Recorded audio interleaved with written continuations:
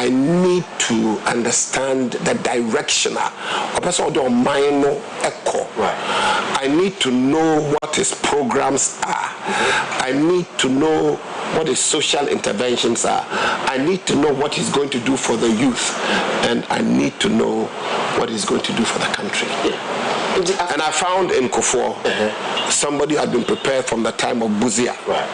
As I traced his upward rise, that he had the capacity to take this nation to its next level after Rawlings. I see.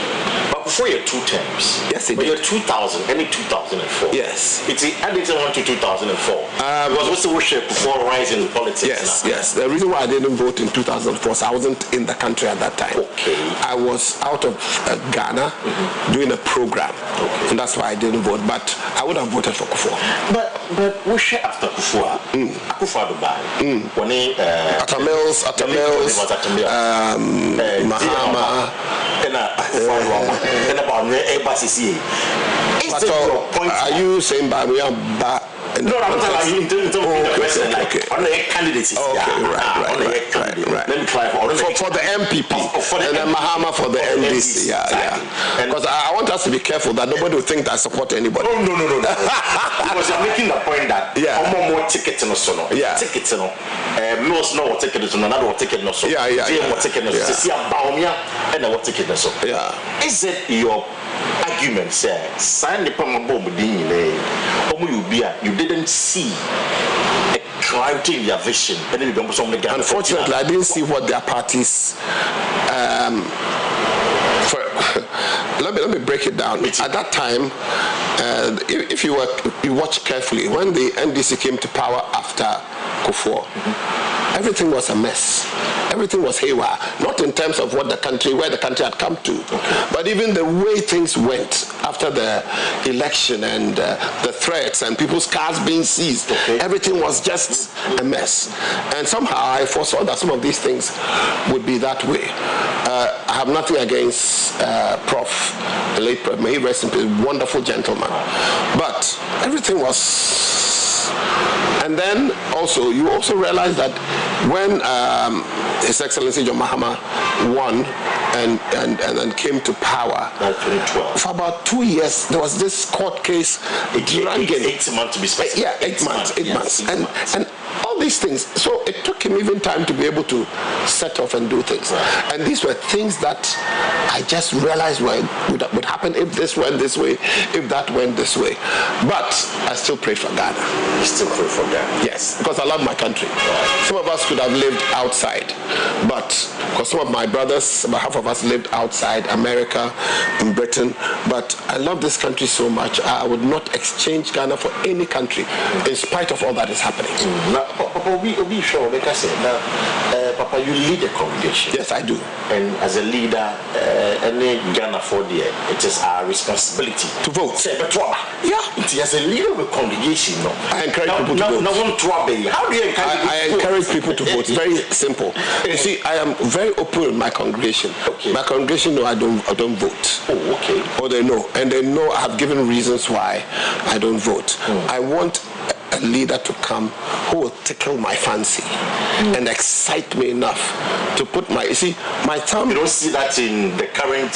I haven't said anything. Please. No, I will not mention anything. I will not. You haven't seen the fantasy, you know. 13 so far. None of them.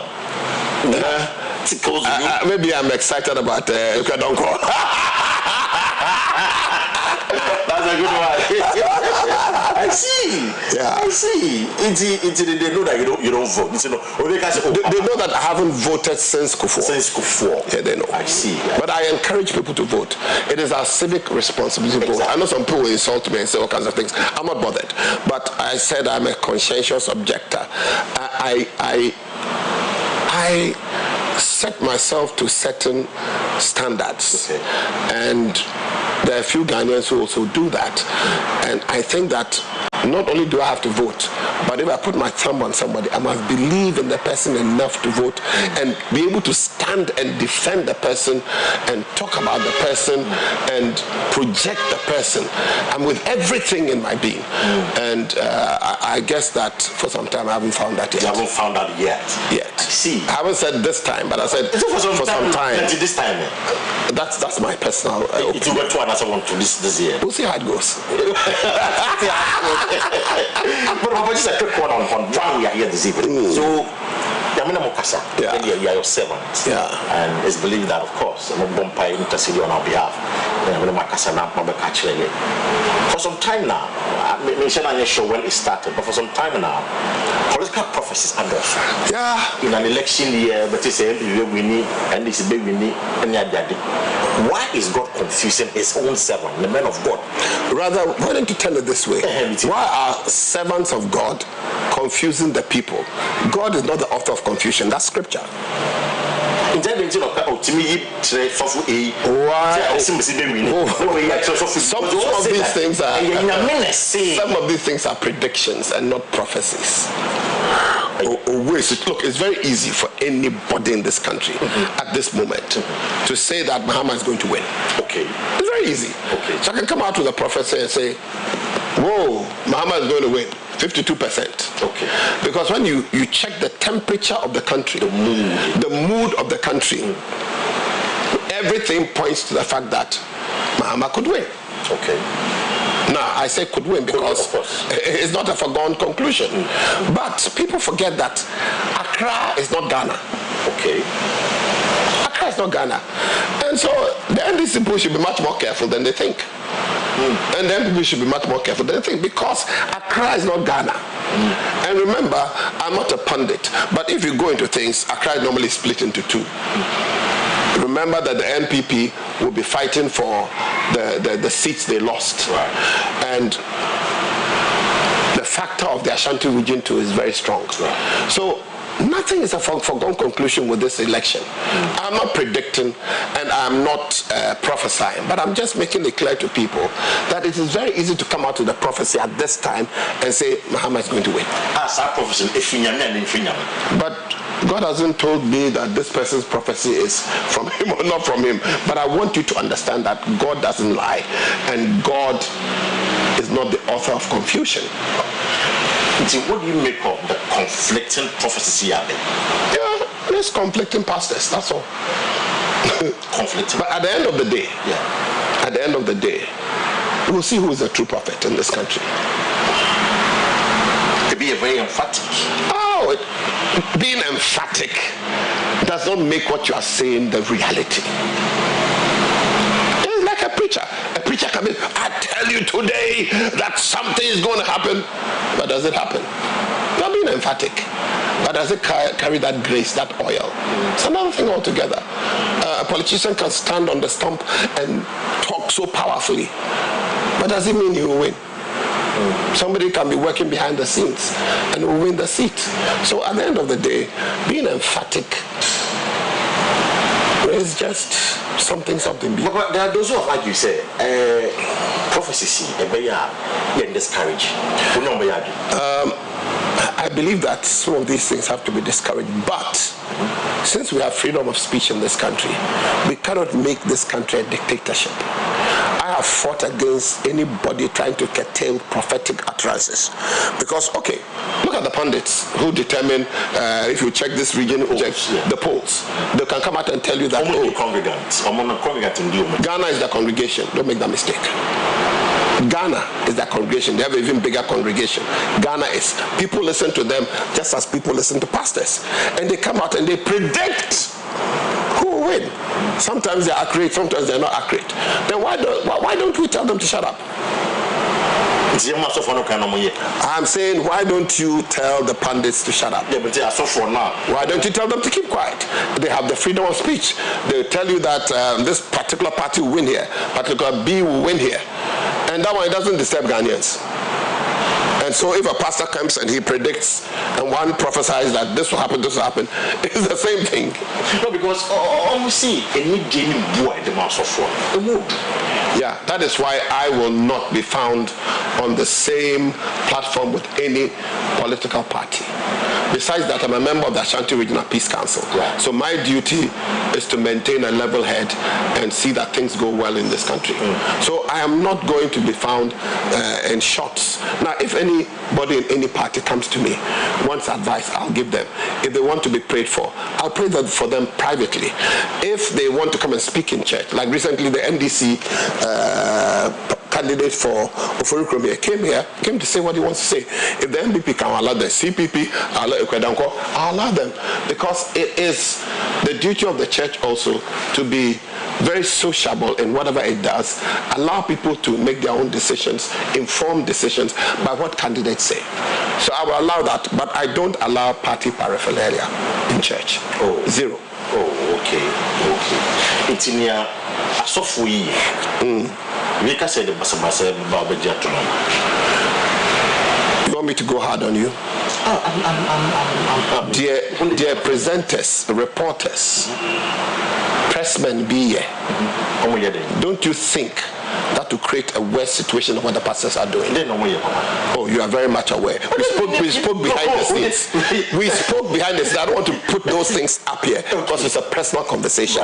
Those who take money, like the pastors who take money, what's the difference? Those who come out with lies, what's the difference from the pastors who come out with lies? They're all Ghanaians.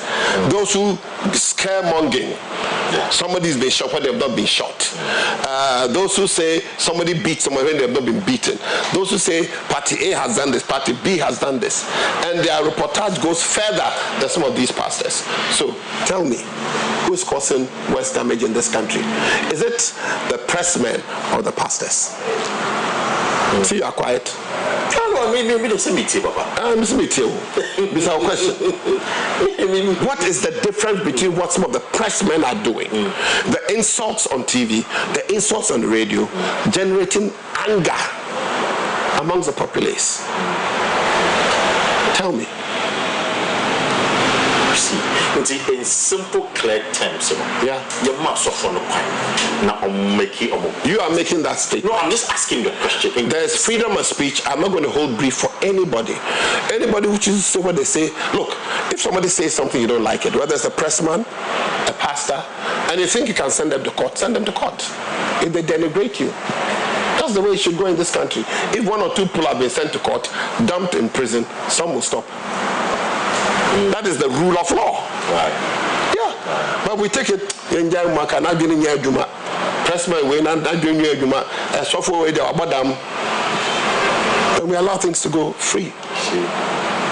If the rule of law would work, if people would say enough is enough, you said this and this about me, it's a lie. I'm taking you to court. They have defamed me. Now some people have been taken to court, now they are quiet. Because they realize when you get there into that witness box and there's the lawyers and the judges there, and you know you are a step into prison. But now you're so free. But quickly now, yet wrap you up in the so the issue about prophecy, in your own view, should it influence the choice of the voter? I think that if the level of education in Ghana, it used to be high. Free education has then maybe done a bit more. If the education in Ghana is very high, it doesn't matter what you say or think. People will weigh the options and they will know that this is the one I want to vote for or that is the one I want to vote for. I think that everybody should check out the members of parliament those who are standing for the members of parliament. When they create their platforms, the things they are saying, what their vision and dreams are, they should check out the presidential candidates, where they want to take us, what they want Ghana to be in the next 4 years, social interventions. The world is going AI, the world is going free of oil and things. Look, I haven't heard a lot of the people talk about these things. In this modern world we are in, we are lagging so far behind. But what are we doing to make sure that, at least try even in Africa, because South Africa are moving in a particular direction, at least in Egypt, etc. What about Ghana? how are we going to embrace the new economy that the world is entering? And I'm yet to hear anybody tell me exactly what it is. I got digitalization, I got 24-hour economies. That is good. That is good. Digitalization is an excellent thing, one of the best things that ever happened in this country. That's my opinion. Now, 24-hour economy has its issues, which we might not have time to get into. But our economy is such that it is very difficult for a 24-hour economy to work. And it's been a very smart move on the part of the former president. He's gradually moving away from 24-hour economy and talking about other issues, which is good. Because there are too many holes in the dream of 24-hour economy, which if they want to use that as a platform to get to educated people, it will not function. It will not hold. It will not hold. Yeah. I mean, what are the holes in our work? Look, one, financing. And it takes major companies. Look, I'll give you an example of Kumasi. Years ago, we had the timber company. True. Production could go on.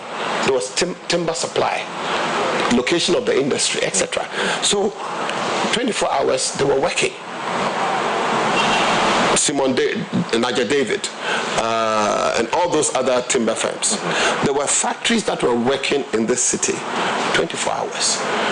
The next thing is the market for those products. Now, if there's no market for the product you want to produce, so these are just a few of the things. Okay. So the only thing that will even work to a little extent is maybe food.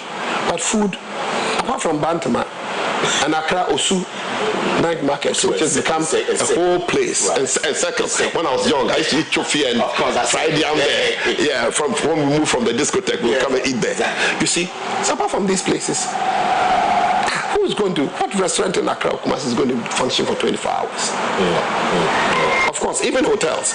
By the time about 12, then they shut down. Why? Because of security. The filling stations used to do 24 hours. So years ago, now people were robbing them. What kind of security are we going to give to them? So at the end of the day, do we have enough to run a 24-hour economy? I doubt it. You doubt it. That is Dr. Bishop Victor say, and the head pastor, Family Chapel International, that were Kumasi on the Tech Road. I mean, where we're going up, so we kind of, they say, Namdebia, the Baba, and then we about prophecy once. Papa, correct me if I'm wrong, but Papa Amamatia says here, you must offer no kind, Mamma can also, and Pataman can say, no, it's a correct if I'm wrong, but what as a Nipano, no man, some of can influence. Rather, we options of your MP and about the Casa, Shano, Carino, so they can Carino. No, say, about wow, and one wow. So we are presidential candidate. Say you don't go, say you check out what I say, you're trying to team in and talk about the Puma. I say, no, what Carino, it's no, it's any of them can really carry on once. Nothing or trouble at the mouth. Yeah, Papa, you're I always but some kind of say, no, make us say there's freedom of speech in Ghana. Exactly. We don't want a dictatorship. We don't want a police state. And anything that makes us so sad. Those who want to talk, they should talk. They should tell you, Mom, Kasa. Send a radio talk, Kasa. One can say, to say, a man may be hotel or mono. Also, who bachelor. Sanity, Intino Kasa, Power Kasa. Kasa say, freedom ends at your own nose. Exactly. You be too abeto. Pressmen is the same thing. And here I'm putting them all in the same basket the press and pastors. Okay. Yeah. I see. Now, finally, to my question, because of course, there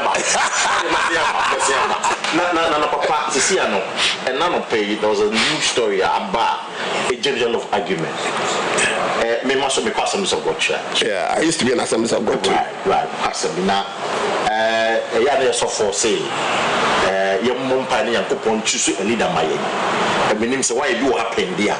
But Nyankopɔn choose leader ma eye krobia obetumi abompa yesa Nyankopɔn ma ye obi a obeng na koma ho okay eno wo ho ohwe Bible mu a Nyankopɔn efa ahemfo David titu na Solomon se ombedi maaso omudi Israel maaso no ebi se Nebuchadnezzar them say Cyrus no Nyankopɔn shada bomudin epawomo so there is the possibility say Nyankopɔn obetumi identify in a particular generation for the sake of his people. If a country, the heart of a country is turned towards God and they pray, God, I think by his own wisdom can make sure that a particular person leads the nation. But in general, God gives people the option to vote or to pick their own leaders. So in most cases, you realize that the people choose their own leaders, and sometimes it's by succession, family lines like kings and queens. Asantehene say Sebio, Wafase, Ohinibiwa, Neba,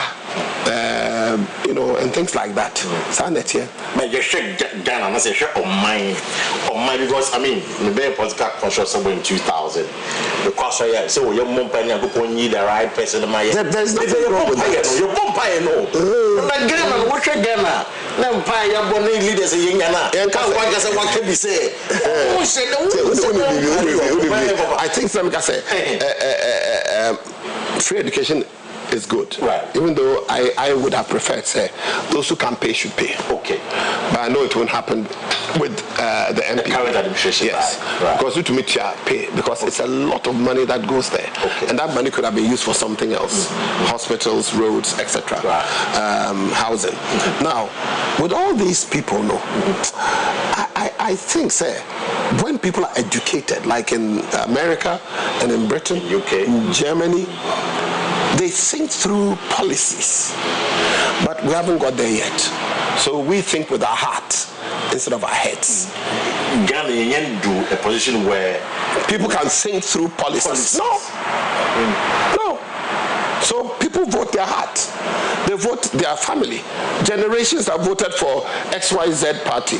So we too, they voted for ABC parties. So we're going to continue in that.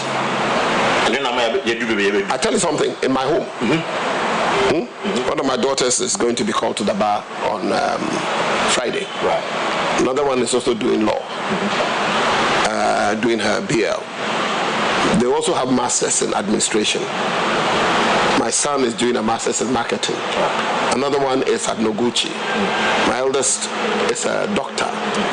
Now, these people are thinkers. They don't accept everything I tell them. They used to prefer a particular party. Now they say they don't want the party again. As a father, what do? I can't stop them. You know why? They're thinking. They are thinking. And by the grace of God, I have educated them. And if you educate children, you expect them not to just get up and say, we are following what you are saying. No. They have their own mind. So until we come to the place where we have about 60 to 70% of people educated to a level, 50 cry a bit to me, yes, Anna, then people will think through policies and explain policies to that woman in the village. Nemame. Watch out, say, we went to know, ma, okwa, and utuma way, Yama bed, minias cambro. People will vote their heart, and they'll vote what they voted for generations. This is the idea. And that's what makes this very difficult. So now, people who are thinkers in certain parts of the country are rooting against LGBT, they are rooting against mining, galamsey, they are rooting against certain ills in society. So this becomes an issue. So because they are thinking, they are educated to a point, and they see things going on, and they are fed up. Fix the country. Do this. Do this. Why is this person saying, you've lied? That's not what it is. I sat there, and a particular candidate said that we had left the West African Exams Council, and then later we found it wasn't true. You know how we got to know? We ask questions, we are thinkers. Of course. I see. Papa, medasi now. Who can galamsey oneself? Organize for some more strike. No. I mean, anyway. I think that Ghana has got to that place. Pressure has to be put upon leaders. Anybody coming to power next year will think before he acts. Because what it means is that Ghanaians are fed up with some things. And that people are prepared, educated people, pastors. One of my pastor friends was in front of the LGBT listen to the SN Mensa. Oh, okay. And Bishop SN Mensa. Okay. A few of them were there. And so people are thinking now. So they say, no, they want you to know this is what we like, this is what we think is right. So we are coming to that place where people will say enough is enough. So if they want to go into the streets, so like they're shutting down the country, organizing the it even happens in educated countries. Yeah. No, very educated countries. I mean, you know, you have a very fragile economy. Very fragile economy. So when they shut down then people must do right. So you back the decision to shut down the country? I think I would support them 60%. You will support them 60%? Yes. I see. If it's going to put pressure enough to stop galamsey, not completely, because they need their jobs. Right. But then, look, there's simple policies. Nobody should mine 1 mile to the river. Put yourself into cooperatives. Right. We have people who buy your gold. After this place has been exhausted, cover the holes, leave the land fallow for the next 3 years so that there can come regeneration. And when there comes regeneration, then we can go back to the farming that was in that particular area. Simple policies. But the thing is that the NDC don't talk about it, and the MPP don't talk about it, because both sides are into galamsey. They are benefiting from the galamsey. Yeah, simple. Papa, medasi. It was that's Bishop Dr. Victor Say from the chapel, head pastor, from Chapel International head pastor. Oh, so here in Ashanti.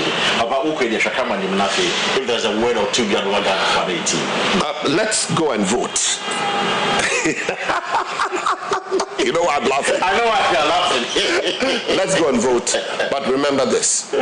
Weigh options. Look at the candidates. And vote who you think will help push this country to the next level. Don't vote emotions. Vote your mind. Think carefully through. And then the next thing I'll tell you is that, listen, as a pastor, let's keep praying for this country. We don't want any disturbance. We don't want anything to curtail our democracy. And that is why I'm saying we need to be careful what we say. Because what we say can inflame people, who have guns and weapons. And I've been saying this in a lot of places. Please, make sure your speech is very circumspect so that we can jojo and not war. And by the end of the day, we'll all be happy we saved precious Ghana. I'm a Ghana fan. I don't know about you. Be a Ghana fan. God bless you. God bless us all. It was for that Bishop Dr. Victor Say, or no, Selamika and head pastor from the Chapel International. Once again, thank you very much for your time this evening. Good to see you, sir. It was for Kwasi Parker-Wilson. This has been a campaign trail. Have a good evening.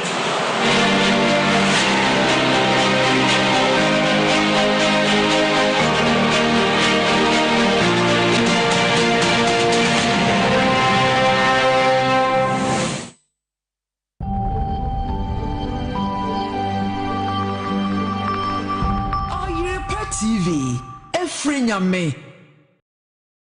Shaba electricals. Ebusiafo, empenyimfo se, de ani hu eni edi hu adanse. Mosomfo, na nefia kobi, ma mepiem wo ha. E ka mini senkania papa se wo honumo. Wow, enkania papa pe ni. Ei, na se wankania papa se wo honumo. Ene na me kanfo. Bo Shaba electricals e de amount se wasi hotel wie. Na wo pe kania papa pa wo mu de. E ye Bo Shaba electricals. Se wasi guest house wie. Na wo pe kania